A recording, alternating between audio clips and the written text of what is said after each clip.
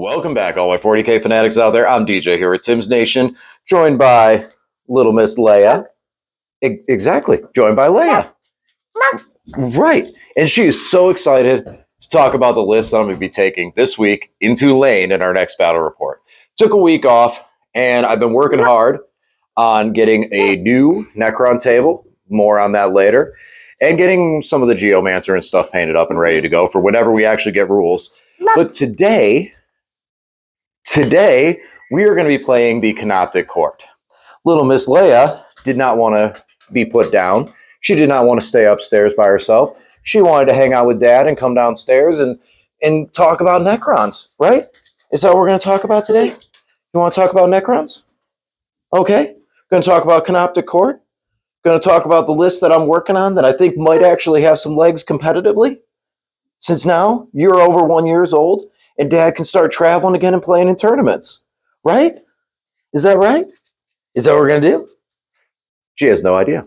But that is the plan. So for Crontober, I'm moving forward into the Canoptek Court that I've been playing. I played this a couple weeks ago. I did. I really like this list a lot. This list is a lot.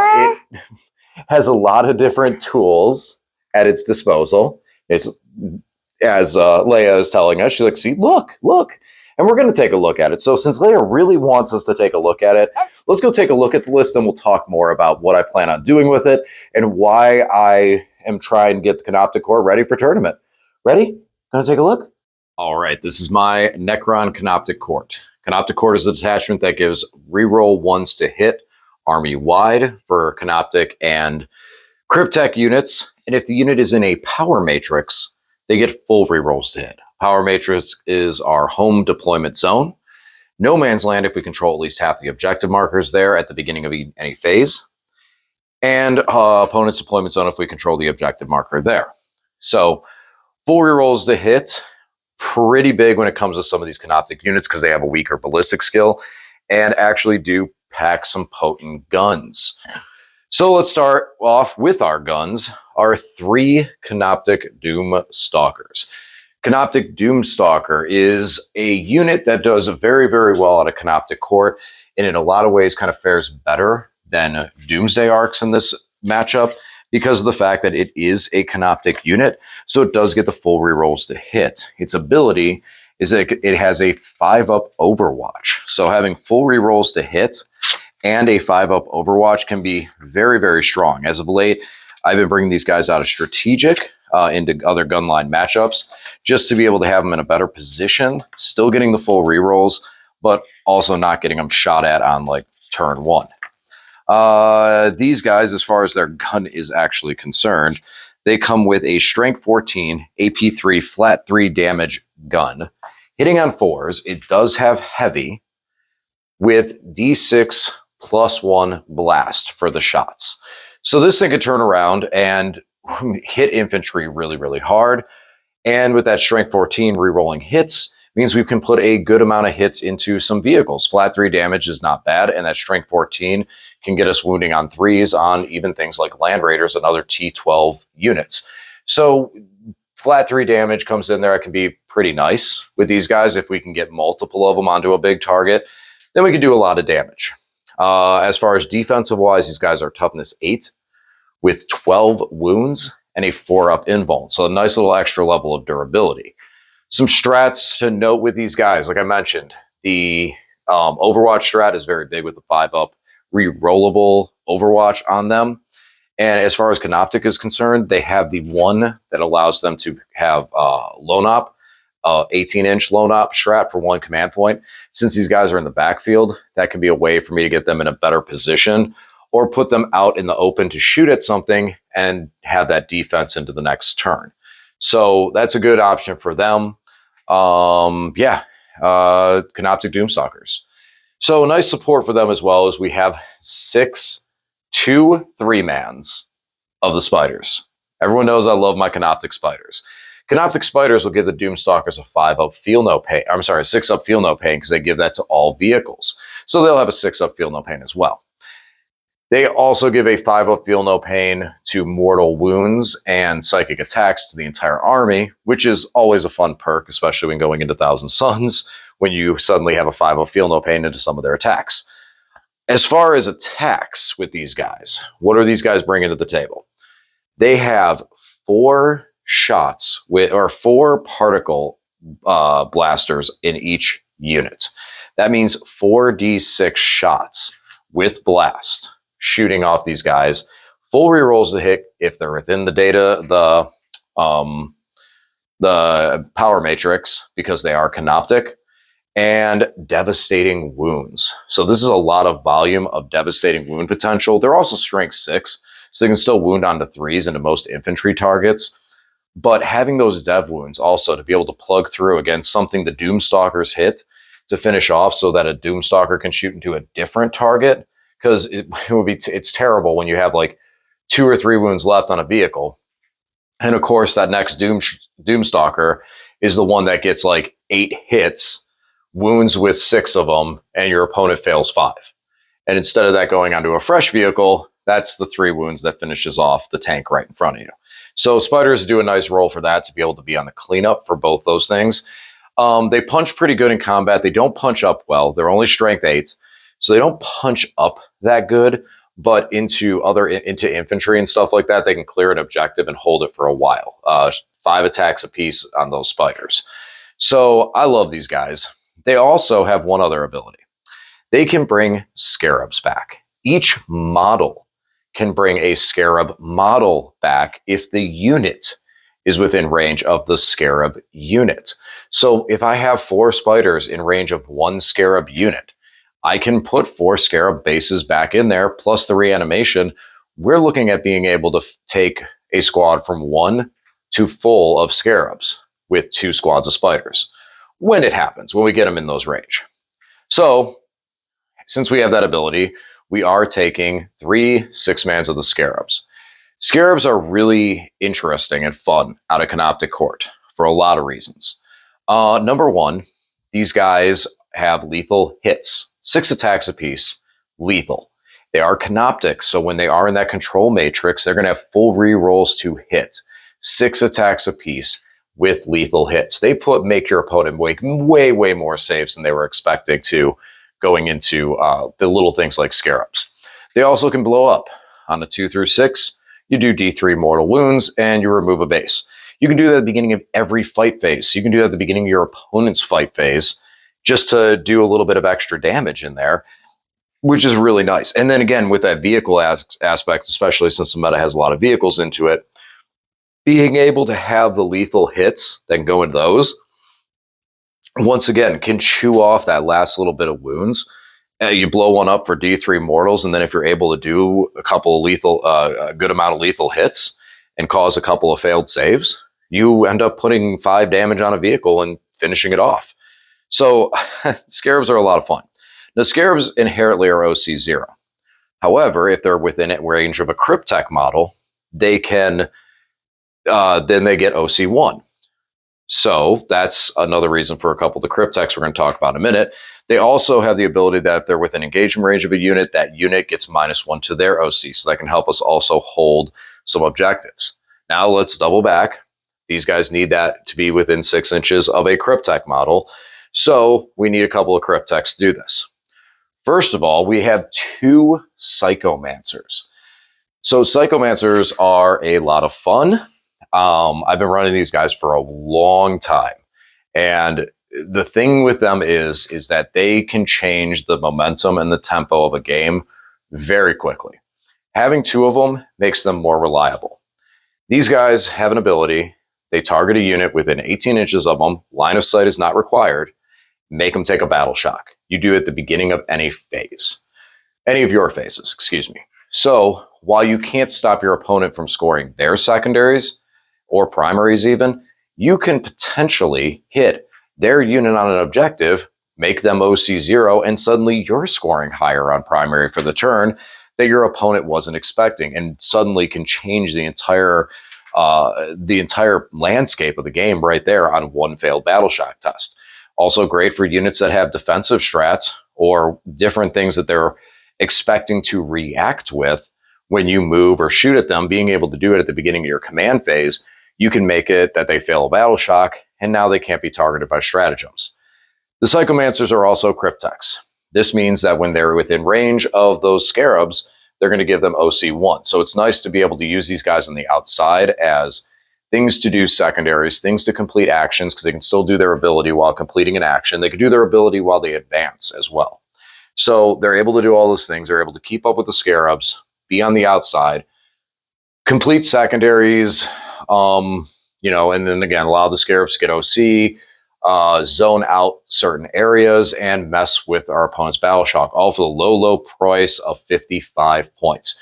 Great unit. I love these guys. If you don't run them, you should be running at least one in every single list. It is such a unique tool that Necrons have that nobody else does. Honestly, highly recommend you have one in every single list.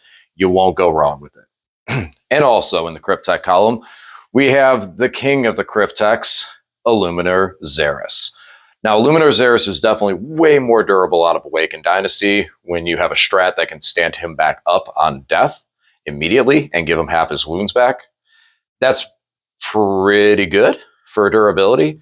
Doesn't have that today, but we're going to be trading that out for the fact that he is a Cryptek, so when he's in that power matrix, he's going to have full rerolls to hit with his 36-inch range lance or in combat. And he's got all those little steppy claws too, so he can do some damage in combat. Now, the thing with Xeris, he's 165 points. He's got a 2-up, 4-up, toughness 8, 9 wounds, 4-up, feel no pain. He is still stock durable. He has low op when he's within 3 inches of a Necron unit. So having him surrounded by a bunch of Scarabs moving around the field means he's going to have low op and your opponent's going to have to dig out the Scarabs. Mind you, Scarabs aren't hard to take down, but that means your opponent has to actually go, okay, well, I guess I have to shoot down Scarabs to even open Xeris up as a possibility. Xeris usually needs something big to hit him and take him out, something solid. Basic Marines, 2-wound Marines with chain swords and basic weapons, they can finish him off when he's down to a couple of wounds. But if he's sitting at like 7-8 wounds and you're throwing a couple of 5-mans at him with bolters and chain swords, he's going to giggle and knock them back pretty easily.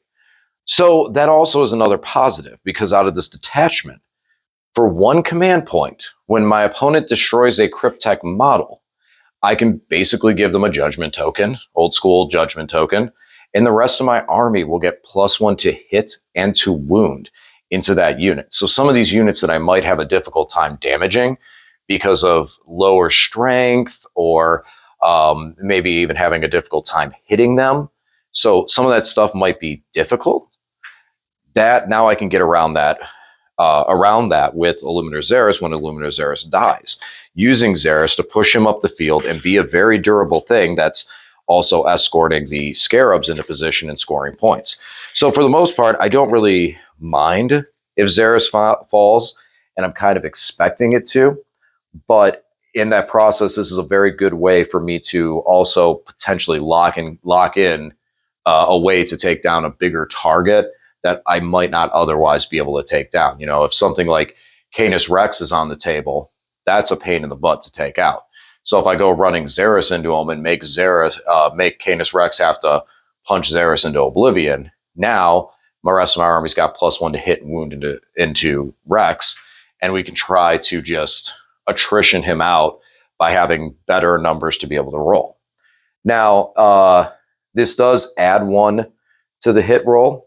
So this is not something that can be stacked with other abilities. I know there's a couple things that say increase your ballistic skill, or this is one that does make it just +1 to hit and to wound. But the spiders inherently hit on 3s, so it's going to be taking them to hitting on 2s with full rerolls. So it could be a high volume of shots going into something like that.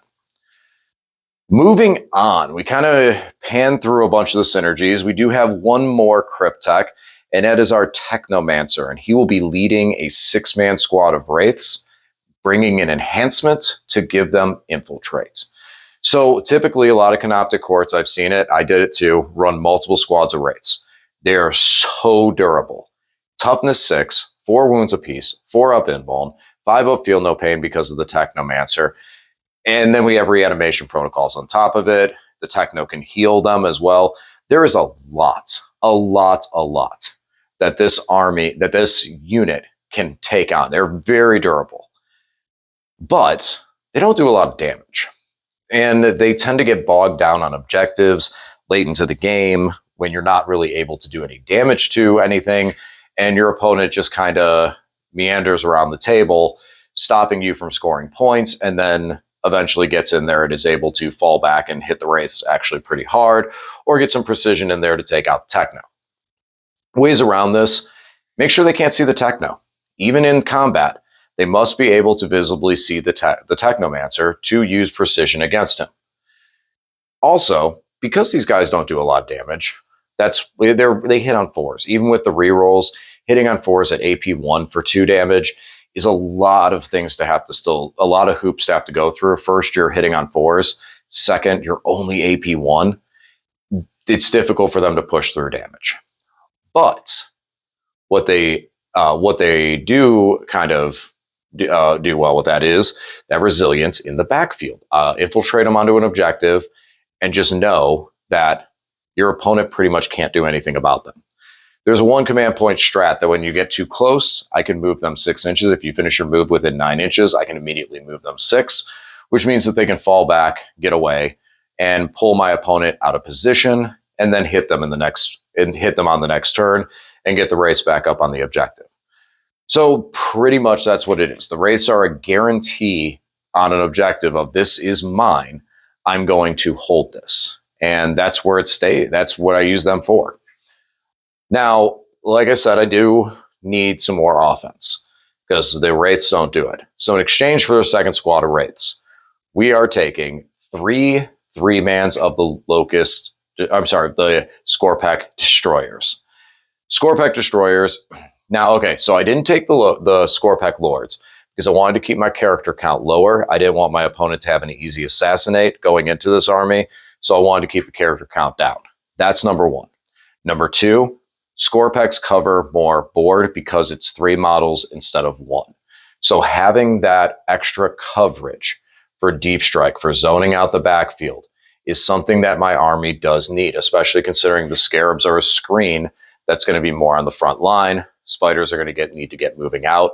I need something that after my opponent has made their play can then jump to the forefront. Doomstalkers do great for holding backfield and holding backfield objective later into the game, but in the early goings, I can't have them tethered on an objective. They need to be able to leave to get their firing lanes and shoot.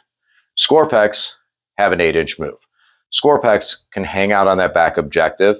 Scorpeks are infantry and can move through walls. So throw a Scorpek unit on my home field objective marker, throwing a dice for an advance to put them in a better position on turns 3 and 4 to get them into a spot where they can make a difference into turns 4 and 5 is not a bad deal, especially for 90 points with their type of coverage. And we do still have 2 other units that can go into other positions to be able to still be that mobile threat. Now, Scorpeks are sort of a glass cannon, not as much as other things. When I think of a glass cannon, I think of something that no matter what, a light breeze knocks it over. With Scorpeks, if you put something into them, they probably go away. They are toughness 6. They are 3 wounds apiece with a 3-up save. No invuln. There's a lot that can take them out. But late game, when once again we're getting down to scoring units or remnants of squads that are coming through, now the Scorpeks and that T6 and that 3-up save, those start making a difference. And the 3 wounds, where you might take out 1 or 2, and then the reanimation brings the second one back, and now 2 Scorpeks come rushing in. So I can't really fully classify them as glass cannons, but they definitely are not that difficult to take down. They're not super resilient. They're better off in that late game scenario. We have a lot of stuff that can play off in the beginning with the long range of the Doomstalkers, the speed and obnoxiousness of the Scarabs, and Spiders being able to get in position. Scorpeks can position themselves to counterattack into those turns. And even so, we only have 1 squad that's really going to be hanging out to hold home field. if my Psychomancers are not, that the Scorpex, other Scorpec units can still kind of guerrilla warfare it out there and get into a piece of terrain to do a nice little hit, run, fall back. It will fall back if they survive, I should say. But being able to hit those units from terrain makes them really, really strong.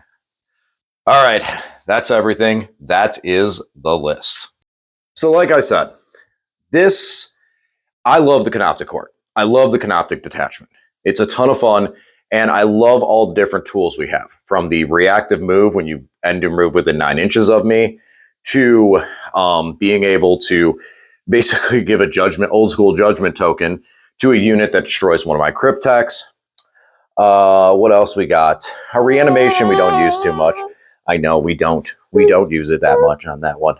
The lone op strat is huge. It's an 18-inch lone op, so early game I can move my Scarabs, get them in a great position, and know that my opponent can't just shoot at them from long range and get rid of them. Right, Leia? So there's a lot of versatility. Adding Xeris in there, he is difficult to destroy, and he is a Cryptek, so he's going to get those full rerolls to hit within that control zone. And the Scorpex, they're also an option of devastating wounds and extra damage output. So there's a lot to be said here. Lane knows what I'm playing and what I'm practicing for. This is something I want to get ready to take to a tournament. This is something where it comes over the personal play style as opposed to the actual lists, where some lists just have inherently better options. This is something that fits, that I really enjoy playing, and I have a lot of fun playing it. So we'll see how it does this week. All right, guys. Really, yeah, that's what we're going to do. We're going to see how it does this week. You want to say bye to everybody before we jump off here? No? Now you're going to be quiet? Yeah? Now you're done? We were like, well, we're done talking about Necrons. I got nothing to say. All right, guys, as always, thanks for watching. We'll try. Want to say bye? Say bye-bye? You going to say bye-bye? No? I'll have to do it? Bye? Well, we got a smile at least. All right, everyone. Thanks for watching, and we'll talk to you again soon.